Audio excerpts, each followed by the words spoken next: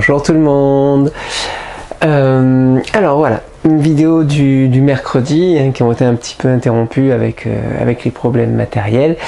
Donc je reprends, ce sera notre contexte ici.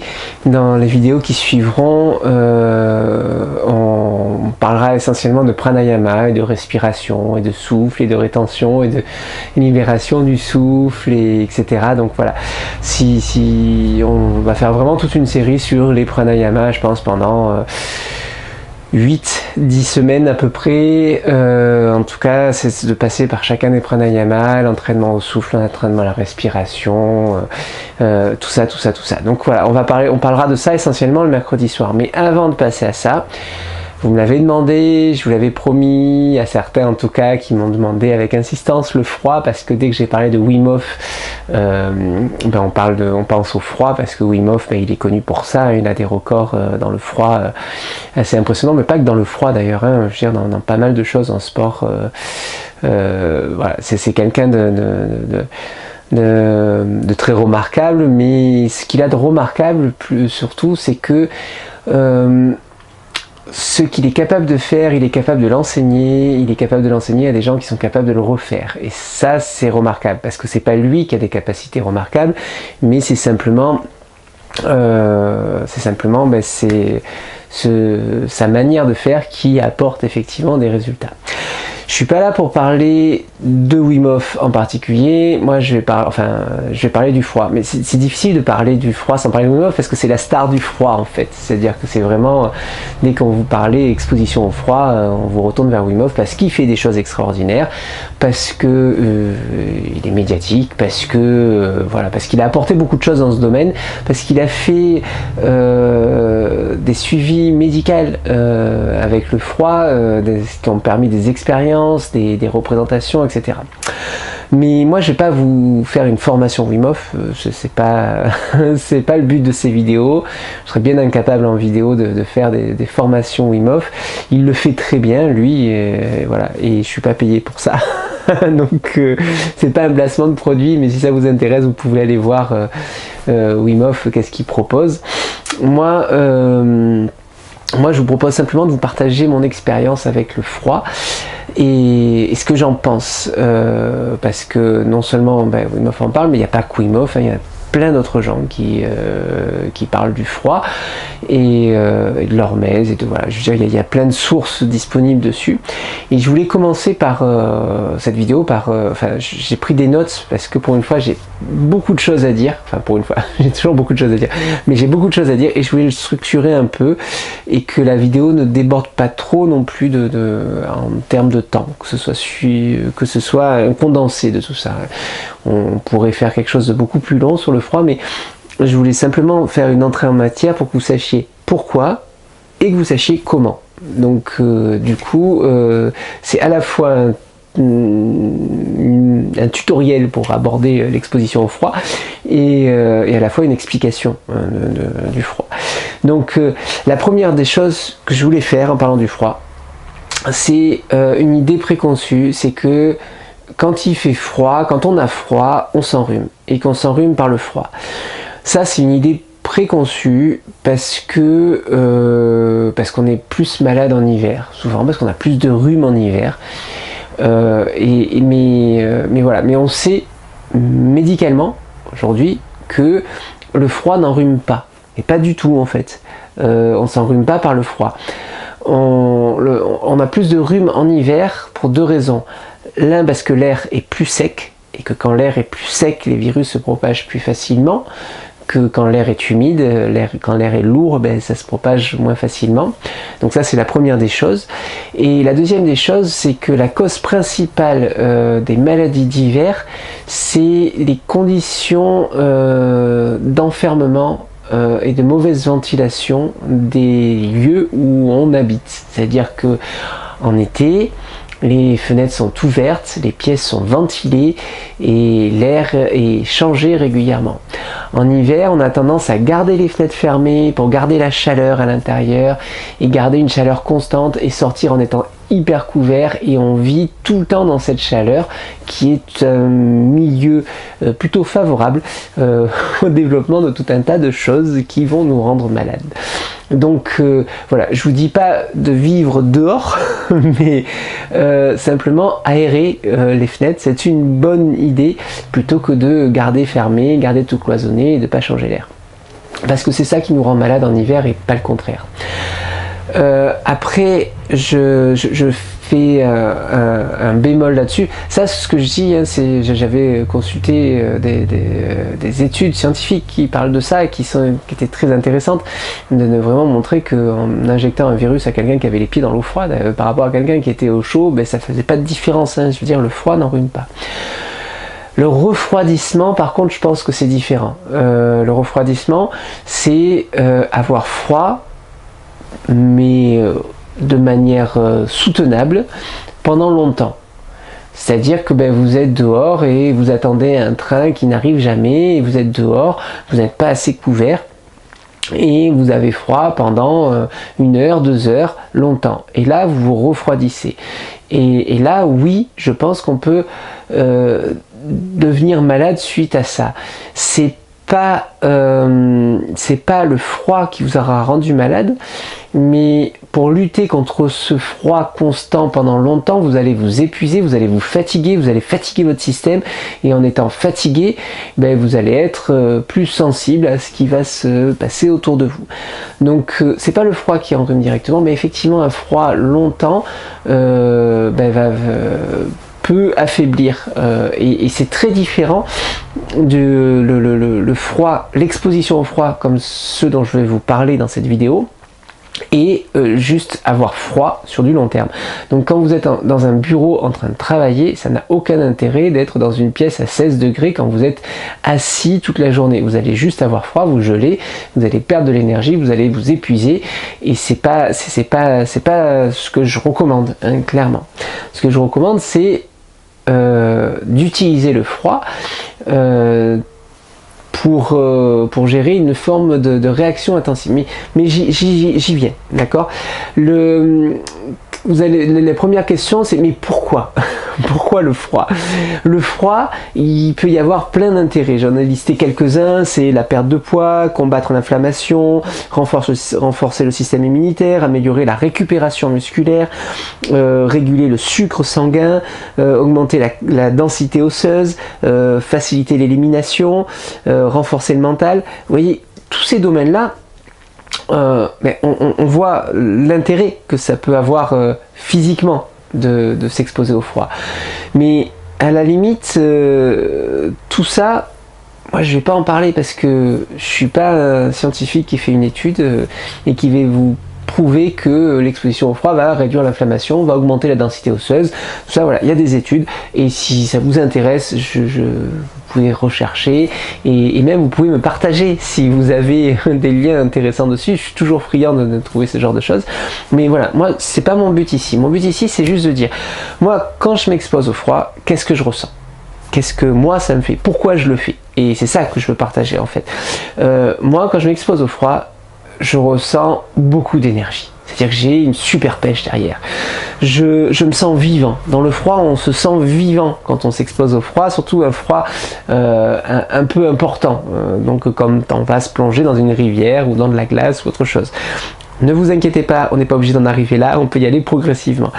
Et moi, ce qui me parle le plus, c'est qu'avec le froid, on va solliciter notre capacité adaptative. Notre capacité adaptative, c'est une grande capacité de l'être humain, c'est la capacité à s'adapter à son milieu, c'est sa capacité à s'adapter à ce qui se passe autour. Et ça, voilà, pour moi, c'est la chose essentielle dans l'exposition au froid, c'est solliciter notre capacité adaptative et l'entretenir, parce que on est capable de s'adapter à beaucoup de choses, mais comme tous les systèmes de l'être humain, si on ne les sollicite pas, ça s'atrophie. C'est-à-dire que si on ne sollicite pas notre capacité adaptative, ben ça va s'atrophier. Mais si on la sollicite trop, et ben ça va s'abîmer. C'est-à-dire que ça va se traumatiser. C'est-à-dire que c'est pas non plus l'idée de allez, vous avez fini la vidéo, vous allez sauter dans un bain d'eau glacée et avoir ce grand choc qui va rien servir d'autre que de vous traumatiser du froid et de vous dire ah non non ça plus jamais ça, etc. Donc vraiment c'est pas ce que je dis. C'est on va le faire de manière intelligente. Au niveau je reviens sur Wim Hof. Au niveau de Wim Hof, son expérience la plus parlante, c'est qu'il a faite lui et qu'il a fait faire à ses élèves sous contrôle médical, c'est que il s'est fait injecter un virus je sais plus ce que c'était exactement, un rhume, enfin je veux dire quelque chose qui met bien mal en principe, hein, un bon gros coup de fièvre, 4 jours au lit, je veux dire sans danger, mais qui met bien mal. Ben, autant lui que ses élèves ont eu une petite pointe de réaction et c'était fini. C'était fini, et simplement parce que son entraînement, que ce soit avec les respirations, que ce soit sur le mental avec des pratiques de type méditative, que ce soit sur le corps avec ses pratiques de type yoga, que ce soit avec l'exposition au froid, son entraînement, c'est de solliciter ses capacités adaptatives. Et c'est pour ça que je parle beaucoup de lui, parce que il y a vraiment cette idée dedans de solliciter au corps et d'entraîner le corps à s'adapter à ce qui nous arrive. Et la présence d'un virus à l'intérieur du corps, hein, parce qu'on lui a pas mis sous le nez, on lui a injecté, et la présence d'un virus ou d'une bactérie à l'intérieur du corps va faire réagir notre système, et si notre système réagit, il n'y a aucun souci, on le gère, on est fait pour ça, pour réagir à tout ça. Donc voilà, ceci dit, encore une fois, j'en parle très souvent dans les cours de yoga, il y a un confort qui va nous faire réagir, qui va solliciter notre capacité adaptative, et il y a douleur. Qui dit douleur, dit traumatisme, dit processus de réparation derrière pour réparer ce qui a causé comme dommage la douleur. Suite à un inconfort, on a besoin d'une phase d'intégration. Cette phase d'intégration, c'est un moment où on met le corps et l'esprit en sécurité, pendant lequel il va pouvoir du coup s'adapter dans la sécurité, sans avoir de pression autour, pour que la prochaine fois que cet inconfort se produise, ce soit un inconfort moins inconfortable et qu'on puisse simplement mieux y réagir, mieux s'y adapter, tout simplement. Si vous regardez les séances de yoga, si vous êtes avec moi, si vous m'entendez parler, je vous le dis toujours, le moment important après une posture, c'est la phase où on est en train d'observer ce qui se passe. C'est une phase d'intégration. C'est une phase où on va tout intégrer ce qui s'est passé pendant le moment intense de la posture. Ce moment intense, il est intéressant s'il était dans l'inconfort et non pas dans la douleur. D'accord? Ni dans le trop confort, c'est-à-dire qu'effectivement, souvent dans les postures, je vous pousse à aller dans des endroits où on n'est pas super confortable. Et c'est ce qui est intéressant. On sort de sa zone de confort, on se met dans une zone d'inconfort, on va même pouvoir savourer cette zone d'inconfort, et on va derrière ça prendre un moment important où on va intégrer tout ça. Si vous allez dans la douleur, vous allez avoir un traumatisme et derrière votre corps va simplement dépenser son énergie à réparer le traumatisme et non pas à adapter pour que la prochaine fois ce soit moins inconfortable. Donc il y a vraiment une limite à pas dépasser. Cette limite, c'est la limite douleur. Et la limite, il n'y a qu'en pratiquant que vous la connaîtrez, mais c'est vraiment l'idée, plus vous allez aller proche de la limite, plus ce sera efficace. Mais si vous dépassez cette limite, vous perdez toute efficacité. Donc c'est vraiment la zone d'inconfort qui est une zone intéressante, et c'est un laps, c'est-à-dire que avant la zone d'inconfort, il ne se passe pas grand chose parce que vous êtes dans cette zone où juste il n'y a rien à faire. Après la zone d'inconfort, il y a la zone de douleur. Cette zone, elle est néfaste, elle est traumatisante, elle n'est pas intéressante. Et il y a ben, ce gap entre la limite basse et la limite haute qui est votre zone d'inconfort, et c'est ce qu'on appelle sortir de sa zone de confort. Sortir de sa zone de confort, c'est bénéfique, à condition derrière d'avoir un temps d'intégration où on peut laisser au corps, à l'esprit, à l'énergie le temps de se réorganiser pour se préparer à la prochaine sortie de la zone de confort. C'est-à-dire clairement, ce que je veux dire par là, c'est que être en permanence en dehors de sa zone de confort, c'est pas intéressant. La vie moderne, globalement, je dis pas pour tout le monde, mais globalement, c'est du stress quotidien. Pas forcément très élevé, mais du stress quotidien. Ce stress quotidien fait qu'on est dans une vie tiède, qui n'est ni chaude, ni froide, si je veux me rapporter au froid. Mais simplement c'est continu, c'est-à-dire que c'est un stress qui n'est pas forcément très important mais qui est continu, qui est tout le temps là. Il n'y a pas d'adaptation possible à ça. Il n'y a pas d'adaptation possible parce qu'il n'y a pas les phases d'intégration. Le stress, qu'il soit mental ou qu'il soit physique, ça produit une adaptation à condition d'avoir le temps d'intégration derrière.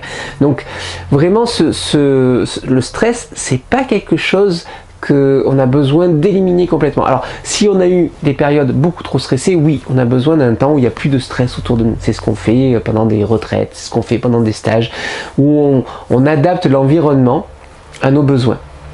Mais dans notre vie quotidienne, on ne peut pas adapter l'environnement à nos besoins. On a besoin de s'adapter à notre environnement. Et puis c'est le fonctionnement normal de l'être humain. L'être humain, il est fait pour s'adapter à notre environnement. Et il peut s'adapter à condition qu'il y ait des stress suivis de temps de repos. Pourquoi je parle de tout ça? Parce que ça me semble difficile d'aborder le froid sans parler de tout ça. Parce que l'exposition au froid, c'est exactement ça. C'est une manière physique, pour le coup, d'aborder des choses qu'on aborde en méditation, d'aborder des choses qu'on aborde en yoga. Le froid, c'est une manière, une approche par le corps je soumets un stress, le froid, suivi d'un temps d'intégration, où je vais me réchauffer, je vais me couvrir, je vais être dans un lieu où il fait bon, je ne vais pas rester dans le froid derrière, d'accord? Donc le froid, c'est vraiment une manière de réveiller notre système d'adaptation qu'on a parfois endormi, parce qu'on s'est mis dans des zones de confort, parce qu'on est dans des maisons qui sont surchauffées, parce qu'on sort toujours surchauffé, avec des gants, bonnets, chaussures chaudes, parce qu'on est dans un milieu. Mais on a voulu protéger ce milieu au niveau température, et pour autant on a quand même un stress quotidien moyen, tiède, encore une fois, qui fait que le corps dit bon, j'ai plus besoin de m'adapter. Et je sais pas si vous connaissez l'histoire de la grenouille. C'est l'histoire d'une grenouille. Si vous mettez une grenouille dans de l'eau bouillante, elle va faire un bond et elle va sortir de la marmite. Quelle que soit la marmite, elle va faire un bond et elle va sortir parce qu'elle n'a pas envie de s'ébouillanter. Elle va réagir. Si vous mettez une grenouille dans de l'eau à température ambiante et que vous montez très progressivement la température de l'eau jusqu'à ce que l'eau devienne très chaude, la grenouille va rester dans l'eau jusqu'à cuire, c'est-à-dire qu'elle va en mourir. Elle va rester dans cette eau jusqu'à cuire et elle va pas sortir de l'eau. Pourquoi? Parce que elle se rend pas compte du milieu qui est stressant de manière continue. Et ce stressant de manière continue va la faire cuire, va la tuer sans qu'elle ait de réaction, parce que il n'y a pas ce choc, et parce que le système adaptatif qui lui permet de bondir et de sortir est complètement endormi par le fait que ce soit progressif. Le stress quotidien qui est progressif, qui s'est installé progressivement dans nos vies, dans vos vies, fait que notre système adaptatif il s'est complètement endormi. S'exposer au froid, c'est une manière de le réentraîner, de manière à ce qu'il réagisse. Et ça va permettre plein de choses, notamment s'exposer au froid, ça permet de mieux gérer les hormones liées au stress. Quand on a un stress, on produit des hormones qui sont normales. Ces hormones, elles sont faites pour nous faire réagir, pour nous faire agir efficacement. Je ne sais pas si vous voyez ce que c'est que l'adrénaline et la noradrénaline, qui vont être générées puissamment lors d'un stress, puissamment lors de l'exposition au froid. Sauf que quand on n'a pas l'habitude, ces hormones-là, elles nous mettent complètement en vrac, parce qu'elles nous font surréagir. Et on ne sait pas les gérer, et puis on va plus dormir, on va avoir des problèmes d'insomnie, etc., etc. Je dirais clairement, l'insomnie, les hormones du stress, il y a beaucoup de liens avec. C'est pas que ça les insomnies, mais il y a beaucoup de liens avec ça. Si vous habituez dans une zone d'inconfort raisonnable à produire ces hormones et à les gérer, à les évacuer, votre corps saura qu'en faire, tout simplement, quand elles se produiront dans une situation que vous ne contrôlez pas. Dans le froid, vous contrôlez cette situation. Dans votre environnement, il va se produire des moments de stress où vous ne contrôlez pas les situations. Mais simplement, vous allez avoir l'adrénaline qui va se déclencher et votre corps va savoir la gérer. Parce que c'est normal, c'est ce qu'on fait tous les jours quand vous vous exposez au froid tous les jours. Donc ça vous permet de mieux gérer les hormones du stress. Mieux gérer les hormones du stress, ça veut dire qu'il n'y a plus le stress physique. Le stress, il est à plusieurs niveaux. Il est au niveau mental et au niveau énergétique, mais il est aussi au niveau physique. Et quand il est au niveau physique, quand vous savez le gérer au niveau physique, vous éliminez cette source de stress au niveau physique. Le stress continu, encore une fois, ça provoque que de l'épuisement. C'est vraiment un épuisement, et un épuisement, l'épuisement, c'est l'épuisement du système adaptatif. Quand vous vous sentez fatigué, c'est que votre système adaptatif, il est complètement capote, il est complètement à plat. Donc il y a souvent besoin d'un moment de repos, à ce moment-là, de repos où on ne lui demande plus rien, et en même temps, assez rapidement, de venir réactiver le système adaptatif pour qu'il redémarre. Et ça, l'exposition au froid, encore une fois, voilà, c'est une manière de réagir. Je pense que vous l'aurez compris dans ma manière de faire, je suis un grand fan de l'exposition au froid, et donc c'est pour ça que j'en parle largement et facilement avec ça. Je pourrais faire plein de parallèles. Ceux qui me connaissent, pareil, savent que j'aime courir, que je cours beaucoup. Et dans la course à pied, parce que ça vous parlera peut-être plus que le froid, il y a des choses qui sont vraiment connues dans nos mécanismes. Si vous faites un footing tous les jours, vous allez courir tous les jours, pendant une demi-heure, et que c'est difficile pour vous de courir une demi-heure tous les jours, ce qui va se produire assez rapidement, c'est que vous allez vous épuiser, vous allez vous fatiguer et vous allez remarquer absolument aucune progression. Vous faites un footing, et vous courez juste dans votre zone de confort, en essayant de courir dans votre zone de confort, mais quand même de manière fatigante, vous allez vous épuiser. Et il n'y a pas de, c'est contre-productif. Tous les entraînements savent que, tous les entraîneurs savent que pour augmenter une performance, le repos, c'est essentiel. Il vaut beaucoup mieux aller courir un jour, se reposer le lendemain pour voir une progression. Mais de la même manière, je garde ce parallèle sur le footing, sur la course à pied, si vous faites un simple footing et que vous courez un jour sur deux, vous n'allez pas vous épuiser, vous allez entretenir votre forme physique, vous allez vous faire du bien au dos, mais vous allez, à condition de courir correctement, on pourrait en faire aussi une vidéo, vous allez simplement entretenir une forme physique. Si vous voulez avoir une nette progression des performances en course, je parle de performance, c'est rare de m'entendre parler de performance. Si vous voulez avoir une nette progression de performance en course, vous avez besoin de faire des exercices qu'on appelle des fractionnés. Tous les coureurs font des fractionnés quand ils veulent augmenter leur performance. Fractionnés, il y a plein de modèles.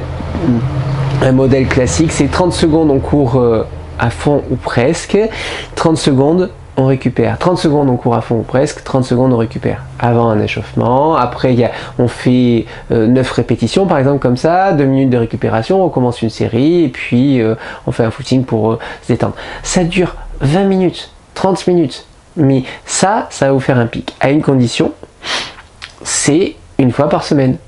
C'est pas tous les jours non plus, parce que si vous faites ça tous les jours, le fractionné c'est extrêmement sollicitant, vous allez aller vers la blessure, parce qu'il faut que le corps il l'intègre, parce que il faut que le corps il se prépare à intégrer tout ça.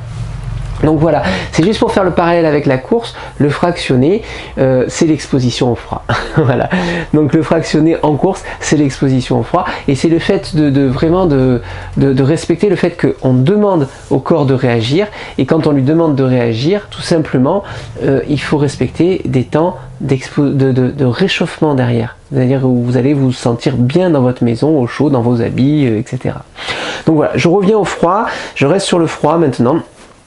On va plus parler de course à pied ou d'autres, mais voilà, de l'exposition au froid, on va plus parler concrètement de comment faire. Dans l'exposition au froid, il y a plusieurs manières. Il y a l'air, il y a l'eau et il y a la glace. D'accord?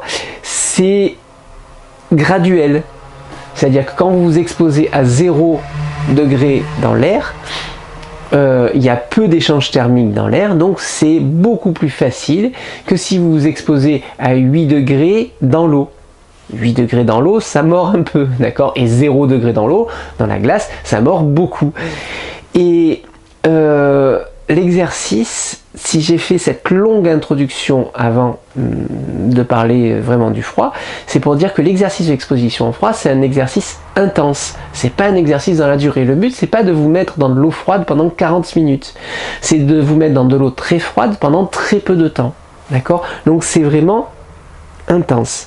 Intense pour vous. Et ça, j'insiste et j'insisterai lourdement dessus, c'est intense pour vous. C'est-à-dire que si vous ne vous êtes jamais exposé au froid, vous n'allez pas sauter dans un bain d'eau glacée. Vous allez d'abord peut-être retirer une couche, d'accord? Vous allez sortir avec juste votre pull et pas votre doudoune. Mais pas si vous devez être 2 heures dehors. Si vous devez sortir 5 minutes, 10 minutes dehors, sortez en ce moment sans votre doudoune, juste un pull léger. Il fait froid, c'est saisissant. Vous n'allez pas attraper froid parce que vous sortez 5 minutes dehors. Vous n'allez pas attraper un rhume parce que vous sortez 5 minutes dehors avec un pull. Ceux qui me connaissent m'ont toujours vu en hiver en tongs, pieds nus. J'étais toujours en tongs en hiver. Je suis allé à la neige en tongs en hiver. Je veux dire, j'ai jamais attrapé froid des pieds parce que j'étais en tongs. Il se trouve que je mets plus de tongs depuis assez peu de temps, hein, depuis 1 an quasiment. Mais c'est pas une question de froid, c'est juste une question posturale. Les tongs, ça fait crisper les orteils pour tenir les tongs, ça raidit un peu tout ce qui est en dessous des pieds, et je trouvais qu'au niveau postural sur les pieds, ça m'allait pas. Donc en attendant, faute de mieux, j'ai des chaussures qui sont fermées. Ça a été très difficile au début parce que j'ai vécu de nombreuses années chaussures ouvertes, mais pour l'instant j'ai des chaussures fermées, mais voilà, j'étudie d'autres possibilités de chaussures ouvertes. Je suis dans cette phase-là. Mais je veux dire par là, voilà, moi j'étais pieds nus. Je vous dis pas d'aller pieds nus, hein, je veux dire, mais allez-y progressivement. Juste un pull, puis un t-shirt. Moi, tous les matins, si vous me croisez en train d'amener mon fils à l'école, le matin, j'y vais en t-shirt. Un t-shirt manche courte. Et souvent, je suis en short d'ailleurs aussi. Mais je fais de chez moi à l'école, 5 minutes. Ah, il y a des matins, c'est saisissant. Ça réveille. On se sent vivant. Et j'attrape pas froid parce que je sors 5 minutes en t-shirt. Par contre, si vous me croisez dans la journée, quand je dois être 2, 3, 4 heures dehors, ben, je vais avoir mon bonnet, éventuellement mes gants, j'aime bien les mitaines, une veste chaude, même un tour de cou quand il fait très froid. Ça m'empêche pas de me couvrir. Et puis quand je rentre de l'avoir accompagné à l'école en t-shirt, ben, je rentre dans une maison qui est chauffée. Je suis pas dans le froid tout le temps. C'est un exercice, et ça que vous pouvez faire facilement. Essayez de temps en temps de sortir de la zone de confort, de sortir dans le froid, pas longtemps, mais découvert. Si vous êtes à la montagne et qu'il fait 0 degré dehors, sortez en t-shirt dehors quelques minutes. Vous verrez que quelques minutes, il n'y a aucun souci, hein. C'est saisissant, mais on est vivant. Donc il y a vraiment l'intensité qui va vous correspondre.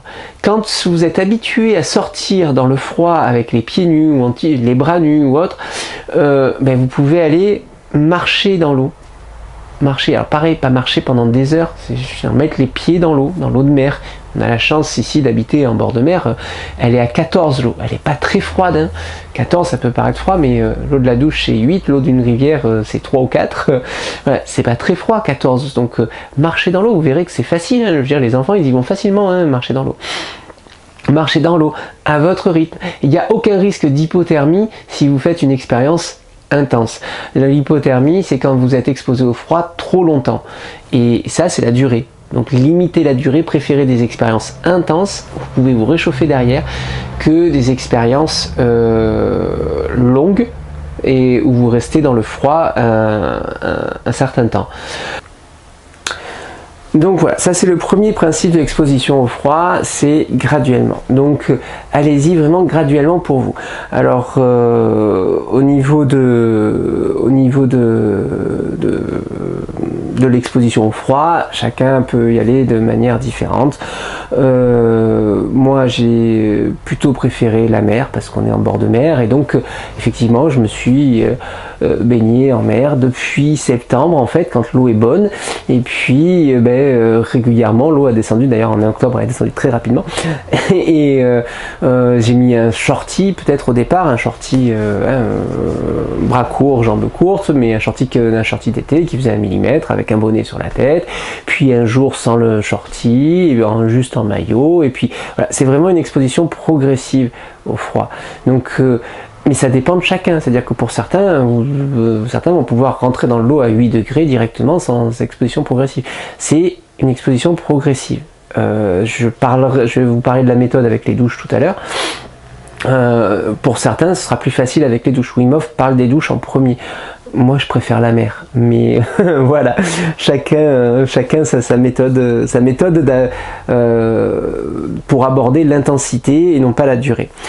On me parle aussi souvent dans le froid, on parle aussi souvent dans le froid du risque cardiaque, parce que quand vous rentrez dans le froid, c'est saisissant, il y a le voilà, quand vous rentrez dans le froid et le cœur peut s'emballer dedans un peu au début. Est-ce que c'est un exercice cardiaque? Oui, c'est un exercice cardiaque, c'est-à-dire que l'exposition au froid est un exercice cardiaque, et c'est un exercice cardiaque extrêmement intéressant, y compris pour, à mon avis, pour des gens qui ont un cœur qui pourrait être faible. Pourquoi? Toujours pareil, hein, je veux dire, l'idée c'est pas de se mettre en panique et de se mettre le cœur en panique. C'est une exposition progressive au froid. C'est parce que c'est un exercice cardiaque dans le sens où la résistance au froid, elle est liée à ce qui va se passer au niveau de la circulation sanguine. Quand on s'expose au chaud, on pourrait en parler aussi, hein, les saunas, etc., on augmente le volume sanguin, on fait baisser le rythme cardiaque.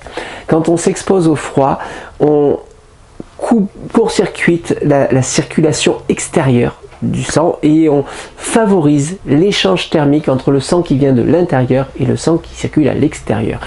Et il y a vraiment une musculation en fait de ce qui permet de fermer les vaisseaux qui passent, la conduction des vaisseaux, je ne sais plus comment ça s'appelle, il y a des petits ponts qui passent des vaisseaux intérieurs vers les vaisseaux extérieurs, et en fait on va vraiment contrôler la circulation sanguine entre l'extérieur et l'intérieur, et on va muscler tout ça, parce que, et c'est ce qui fait qu'on va résister au froid de plus en plus, parce qu'on va s'habituer, le corps va s'habituer de manière inconsciente à gérer ça.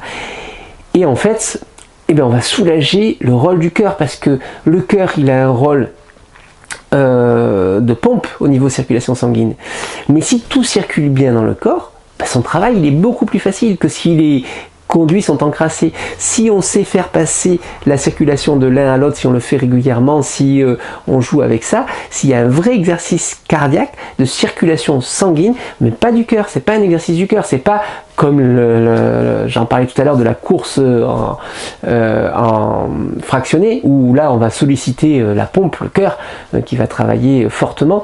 Là on sollicite les vaisseaux, on sollicite la circulation sanguine, et au niveau des vaisseaux eux-mêmes, et on va déboucher des canaux, on va déboucher une circulation, on va remettre en œuvre tout un mécanisme qui n'a pas besoin d'être ultra efficace si on est dans un milieu tiède. Et donc ça, ben ça va clairement soulager le travail du cœur. Donc oui, c'est un exercice cardiaque. Il n'y a pour moi aucun risque à vérifier, je veux dire, enfin à voir avec votre cardiologue si vous êtes suivi par un cardiologue, bien sûr, hein, ne me croyez pas sur parole, mais pour moi il n'y a aucun risque à condition de respecter la progressivité de l'exposition au froid. Pas de choc violent, d'accord? L'idée, c'est pas de se faire un choc violent qui serait juste traumatisant. C'est d'abord enlever la doudoune, puis peut-être un jour enlever le pull, et puis peut-être mettre les pieds dans l'eau, peut-être se mettre les mains dans l'eau. Je veux dire, de manière générale, la progressivité, c'est commencer par l'air, hein, c'est, je veux dire, commencer à s'habituer par l'air. Comme je vous l'ai dit, que ce soit les tongs ou le t-shirt, simplement l'air, il y a une faible intensité, et on retombe dans le problème du stress faible qui ne produit pas de réaction adaptative, c'est-à-dire qu'il y a peu de production d'adrénaline et de noradrénaline quand on s'expose à l'air froid. Il y en a quand ça vous saisit, mais il y en a relativement peu. Et l'autre inconvénient de l'air pour moi, c'est que comme l'échange est faible, il est plus difficile de voir la limite. Quand vous êtes dans un bain d'eau froide, très froide, il y a un moment donné, vous dites « Eh, ça suffit, c'est bon, c'est trop ». Vous avez vu votre limite parce que c'est intense. Quand vous êtes dans l'air froid, généralement, quand vous vous rendez compte que vous êtes resté trop longtemps au froid, c'est trop tard. c'est-à-dire que vous êtes allé au-delà de votre limite. Parce que le refroidissement se passe en douceur, comme la grenouille dans son eau qu'on fait chauffer progressivement. Donc l'exposition à l'air, il est plus facile, c'est mieux de commencer par ça, comme sortir en t-shirt, etc. Mais il vaut mieux presque je dirais des actions dans l'air un peu choc, comme sortir en t-shirt alors qu'il fait très froid dehors pendant quelques minutes, plutôt que de rester longtemps dehors. Toujours pareil, intensité, durée. La durée dans l'air est difficile à gérer. La durée dans l'eau, vous le sentez si vous écoutez un petit peu, si vous faites du yoga, vous écoutez vos sens, vous sentez que ça suffit, ça suffit, c'est bon.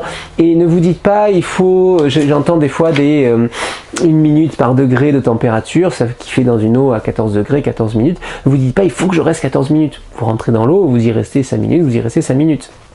Simplement, il y a une petite durée à atteindre à un moment donné. Pourquoi? Parce que qui est pas longue, hein, mais qui est le moment où vous allez vous sentir bien. C'est-à-dire que quand vous rentrez dans l'eau froide, il y a un choc. Vous avez ce choc, et en fait, passer ce choc, quand on a pris l'habitude de faire ce choc régulièrement, passer ce choc, ben on est bien. Et en fait là c'est juste quand même agréable de sentir ce moment où on est bien, alors que si on sort trop vite on sent que le choc et on réalise pas que après une fois que c'est géré, c'est géré. Donc voilà. Donc je vous disais au niveau de la méthode, Wim Hof lui il parle de douche. Si vous avez un régulateur de température, c'est parfait, c'est à dire que vous pouvez commencer avec des douches froides pour vous.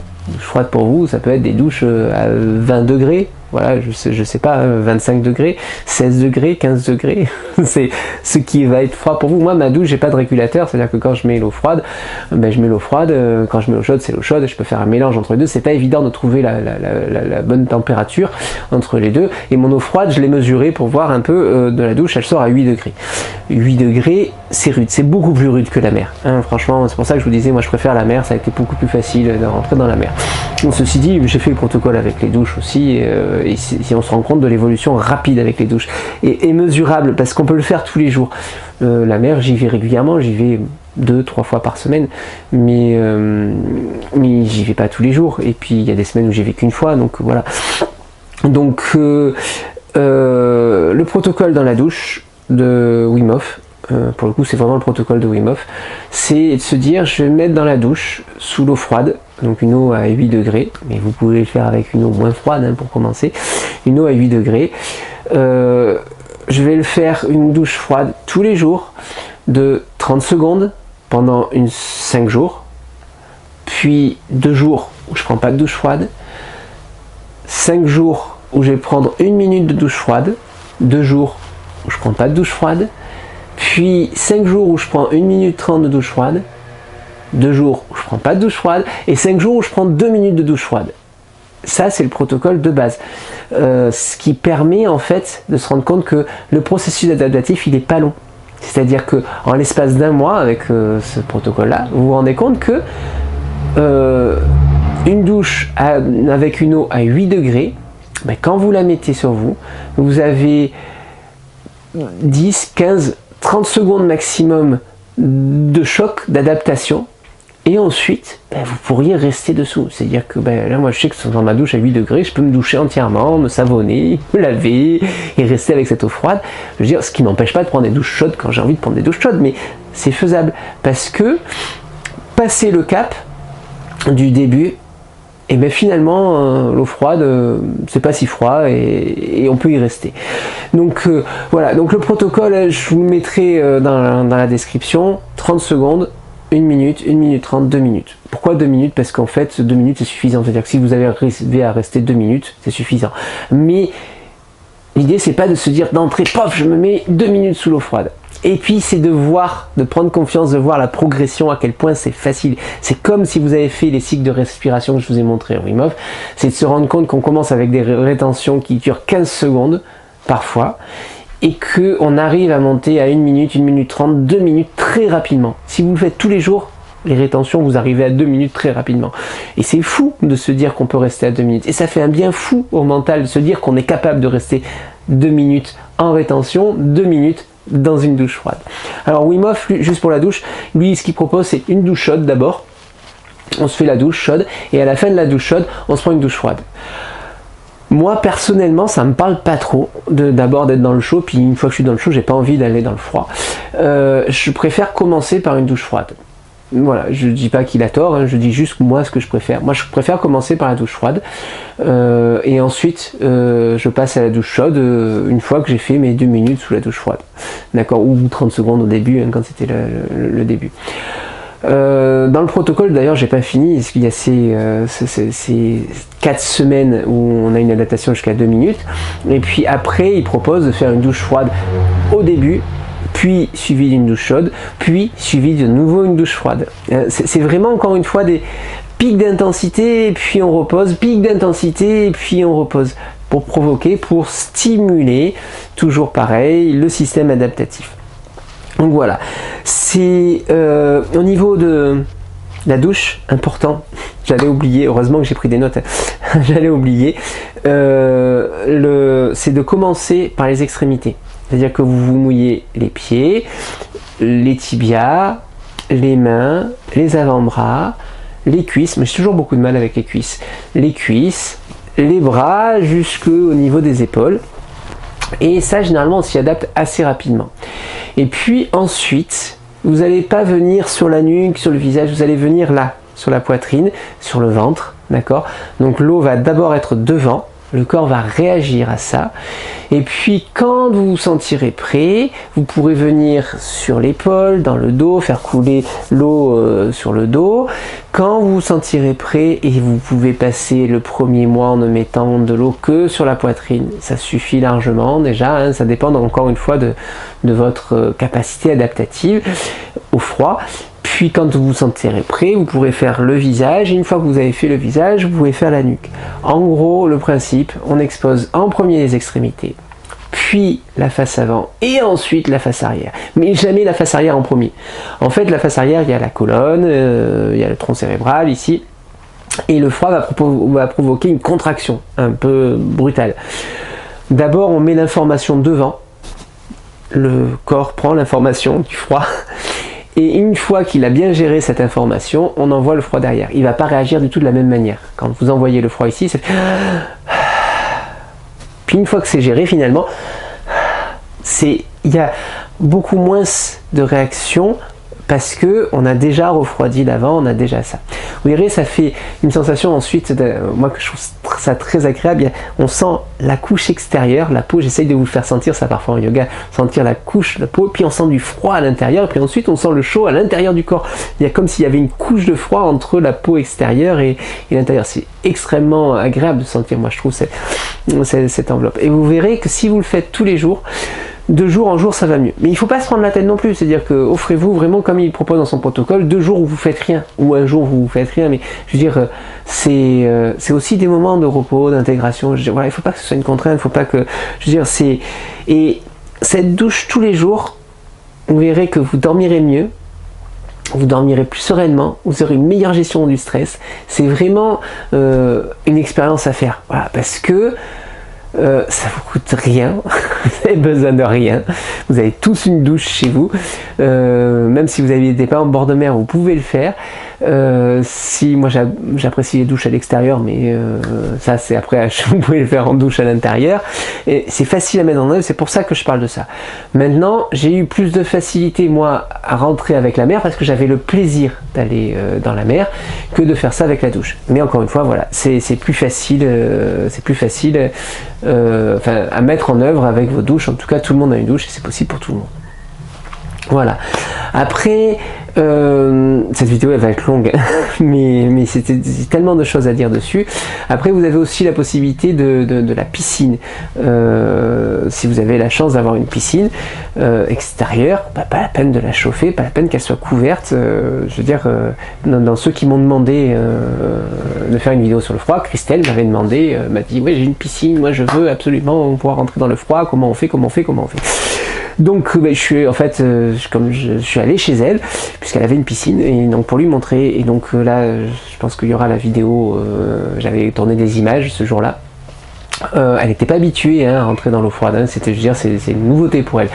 Donc on a fait, elle avait fait des respirations comme celle que j'ai présentée dans la vidéo, et je mettrai un lien vers la vidéo Wim Hof, enfin vers la vidéo des respirations Wim Hof. Je lui ai proposé de faire des respirations avant, donc on était dehors, c'était un dimanche, il y avait du vent, donc je dirais il n'y avait pas de soleil. On a fait des respirations. Déjà, on a fait les respirations dehors dans le froid. Vous verrez que faites ça, vous verrez que on ne perçoit pas le froid de la même manière. On a fait aussi Uddiyana Bandha, vous savez, la fausse inspire où on détend le ventre. Pareil, je vous mettrai une vidéo, je vous mets en lien, je vous renvoie vers la vidéo. J'avais fait une vidéo complète sur Uddiyana où on détend le ventre, et puis sur une rétention à vide, on fait comme si on inspirait, mais on prend pas d'air. Ce qui provoque l'aspiration du ventre parce que le diaphragme remonte, il se colle en haut.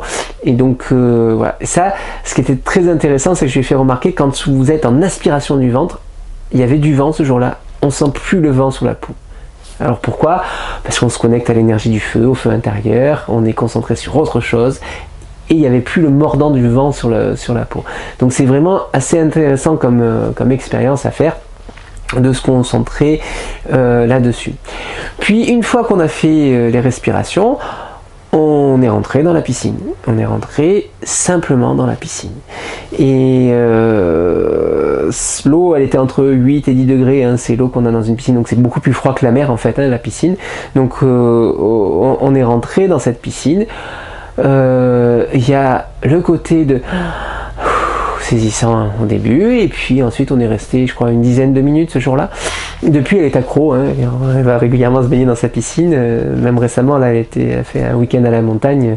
Après un sauna, elle s'est allongée dans la neige. Ouais, c'est tout nouveau pour elle. Mais voilà, c'est l'expérience de dire, ça va très vite en fait, la résistance au froid, dès que on met en œuvre tout ça. Et voilà, et c'est important juste de le faire déjà avec plaisir si on en a envie, mais de le faire progressivement, de le faire à sa manière. Et la progressivité, ce n'est pas réglé dans les livres. La progressivité, ça dépend de vous. Voilà. Vous exposez au froid, pour moi, en dehors de tout ce qui est scientifiquement expliqué sur l'exposition au froid, pour moi, ça renforce la confiance en soi. Parce qu'on se challenge tous les jours, régulièrement, pour aller dans le froid. Et ça renforce énormément la confiance en soi. C'est très bon d'avoir confiance en soi, et c'est excellent de pouvoir le renforcer de cette manière-là. Ça amène une meilleure gestion du stress, une bien meilleure gestion du stress, parce qu'on va gérer physiquement les hormones du stress, et c'est excellent pour la force mentale, pour cette capacité à faire ce qui est bon pour vous, à faire ce que vous avez envie. Et voilà, donc ce sont rien que ces trois avantages-là, voilà, c'est très important. Mais pour que ça fasse tout ça, pour que ça travaille sur la confiance en soi, pour que ça aide la gestion du stress et pour que ça renforce le mental, écoutez-vous. Voilà, c'est le maître mot, c'est écoutez-vous. Et si vous n'avez pas envie, si vous ne voulez pas y aller, ne le faites pas parce que je vous ai dit d'y aller. C'est tout, voilà. Mais si vous avez bien compris le message, allez-y progressivement. Tant que vous irez progressivement, il n'y aura aucun souci avec ça. Donc je vais conclure ici cette vidéo. Si vous avez d'autres questions, vous pouvez me les poser, je vous réponds en privé, ou s'il y a beaucoup de fois la même question, je vous répondrai avec une vidéo comme la dernière fois en faisant des compléments. Mais en conclusion, pratiquer le froid, c'est utiliser son système adaptatif, c'est l'utiliser pour quelque chose et pas l'utiliser pour gérer juste le stress des messages de la télé ou des messages du boulot ou autre. C'est utiliser son système adaptatif pour quelque chose. C'est aussi accepter de sortir de sa zone de confort. Et ça, c'est important d'accepter de sortir de sa zone de confort. C'est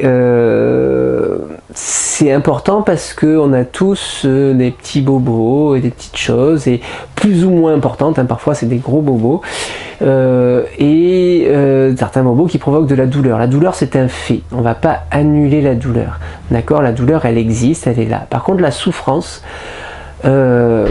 c'est peut-être agressif pour certains de dire ça, mais la souffrance est un choix. La souffrance, c'est une vue de l'esprit.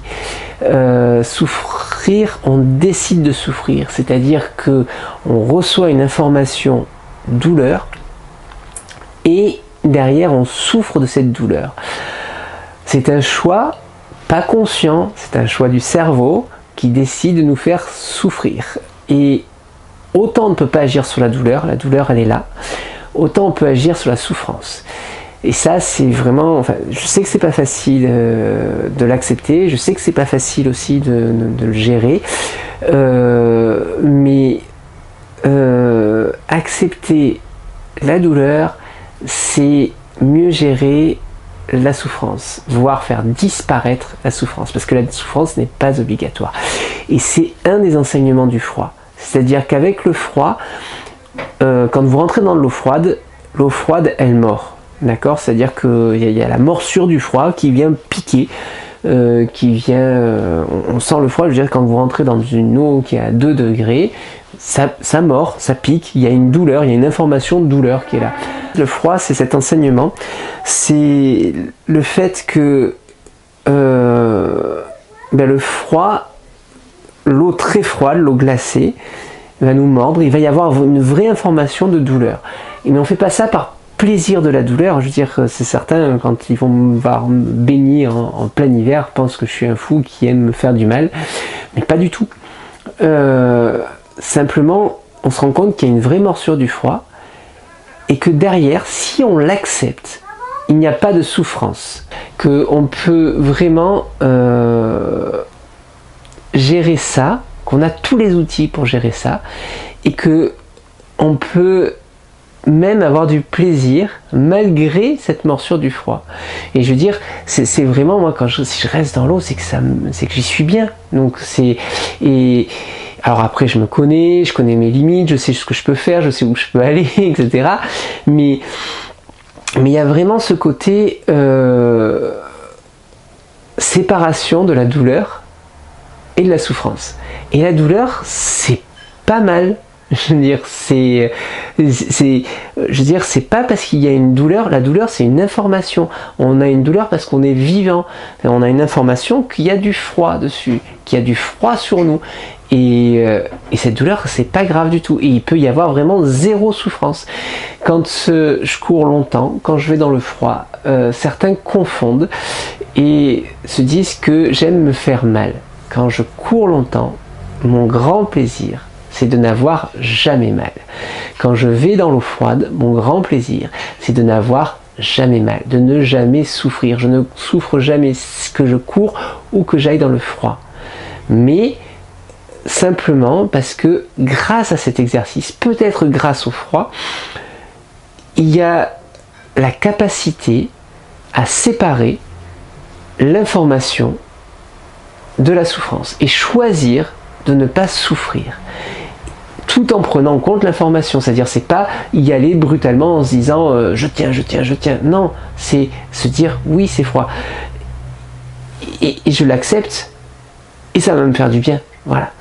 Et d'ailleurs, c'est une chose importante. Si vous voulez rentrer dans l'eau froide en vous disant ça va être chaud, ça va être chaud, ça va être chaud, ça va être chaud, ça va être chaud, et vous rentrez dans l'eau froide, vous allez réussir à rentrer parce que vous allez conditionner votre mental à ce que l'eau n'est pas froide et vous êtes rentré dans l'eau froide. Et pour le corps, ça va être un choc violent parce qu'il ne s'est pas préparé à ce que l'eau soit froide. Si vous regardez l'eau froide et que vous vous dites l'eau elle est froide et elle est même très froide et elle va me mordre quand je vais mettre les pieds dedans, votre corps va s'adapter, il va réagir, surtout si vous l'avez fait régulièrement et progressivement, il va réagir, il va se préparer de manière à ce que ce soit raisonnable. Et vous allez pouvoir rentrer dedans avec le corps qui s'est préparé et il n'y aura pas le choc violent. Il y aura juste une adaptation. Il y aura une production d'adrénaline, de noradrénaline qui sont normales pour gérer cette adaptation. Et puis, la gestion de ces hormones et la gestion de tout le corps et la gestion du flux sanguin et la gestion de tout ça qui va faire que vous allez pouvoir profiter du froid. Voilà, j'ai été coupé plusieurs fois dans la vidéo, donc je vous montrerai tout ça histoire que ça fasse un discours assez cohérent, j'espère. J'espère avoir été clair. Vraiment, si vous avez des questions, n'hésitez pas à me les poser. Le froid, c'est quelque chose de merveilleux. C'est quelque chose, c'est un outil vraiment facile à atteindre. Je veux dire, le froid, et c'est peut-être, je conclurai avec ça, le froid, c'est une manière d'être ici et maintenant. À chaque fois qu'on fait des méditations, à chaque fois qu'on travaille des méditations, je vous parle toujours du ici et maintenant. Quand vous voulez travailler le ici et maintenant, vous pouvez vous installer sur un tapis, sur un coussin, et essayez d'être ici et maintenant. Si vous l'avez déjà fait, vous vous êtes rendu compte que c'est très difficile, que vous partez, que votre esprit part d'un côté, de l'autre, et que vous ramenez, vous revenez ici et maintenant. Toujours, toujours, toujours, vous avez besoin de revenir, de venir. On s'écarte, etc. Qu'est-ce qui se passe quand vous êtes dans l'eau froide? Quand vous êtes dans l'eau froide, vous êtes ici et maintenant. Et vous êtes vivant, et vous vous rendez compte que vous êtes vivant, et simplement vous êtes ici et maintenant. Je vous assure, quand vous êtes dans une eau glacée, vous êtes ici et maintenant, vous n'êtes pas ailleurs, vous êtes ici et maintenant. Et voilà, pourquoi je vous partage ça? Parce que c'est vraiment très en cohérence avec tout ce que j'enseigne en méditation, en yoga, en nidra. C'est une découverte, une passion pour moi, hein, ce froid, et j'espère que voilà, ça pourra vous apporter quelque chose, ou en tout cas vous ouvrir des portes. C'est de dire que le froid, c'est pas se faire du mal, c'est se faire du bien, et qu'il y a moyen de le faire de manière progressive. Donc voilà, les plusieurs approches, hein, la mer progressivement, enfin l'air, hein, au début on enlève des couches, on se met dans des zones d'inconfort de temps en temps, ça c'est d'ailleurs qui sont valables dans plein de choses. Pic d'inconfort suivi d'intégration, de repos, de confort, de zone de sécurité, en enlevant des couches à l'air, puis éventuellement marcher dans de l'eau de mer, puis éventuellement se baigner dans de l'eau de mer, puis éventuellement se doucher, ou dans des ordres différents, avec des douches d'eau plus ou moins froides qu'on peut régler de manière progressive, un apprentissage qui peut se faire sur 4 semaines, comme je vous ai dit, sur le protocole de la douche, et puis éventuellement, je veux dire, rentrer dans un bain d'eau glacée où on a mis des glaçons à l'intérieur, pourquoi pas, pour l'expérience, pour voir comment vous réagissez, pour voir ce que ça produit, pour voir ce que ça fait, pour toujours entraîner son système adaptatif, son système d'adaptation à tout ce qui nous arrive à l'extérieur, parce que l'extérieur est mouvant, on ne peut pas le contrôler. Tout ce qu'on peut contrôler, c'est nous. On ne peut pas contrôler ce qui se passe à l'extérieur. En se rendant plus fort, en se rendant plus adaptatif, en se donnant les outils pour être présent et conscient de ce qui se passe autour et adaptatif à ce qui se passe autour, c'est une manière d'être mieux simplement dans la vie de tous les jours. Voilà une vidéo qui me tenait à cœur, qui m'a demandé de me recentrer sur beaucoup de choses, qui va être peut-être très longue. J'espère qu'elle vous aura été utile. En tout cas, j'en parle avec le cœur, et je pense que ça s'entend, et je vous souhaite une bonne exposition au froid. Et alors, ce qui me ferait vraiment plaisir, c'est si vous faites l'expérience, que vous m'envoyez vos retours, voilà.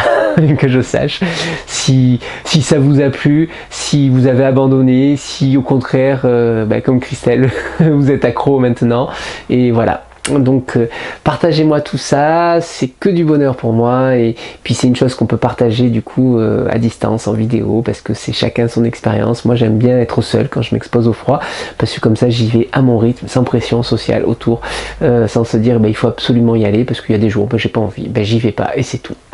Voilà, je vous fais des bisous à tout le monde, bien chaleureux. Pensez à vous mettre au chaud après vous être mis au froid. Et puis je vous dis à bientôt pour d'autres sujets à partir de mercredi prochain, des pranayama tous les mercredis. Ce sera des vidéos beaucoup plus courtes que celle-là. On fera des vidéos d'une dizaine de minutes, je pense, sur les pranayama. À bientôt, à vendredi pour la séance.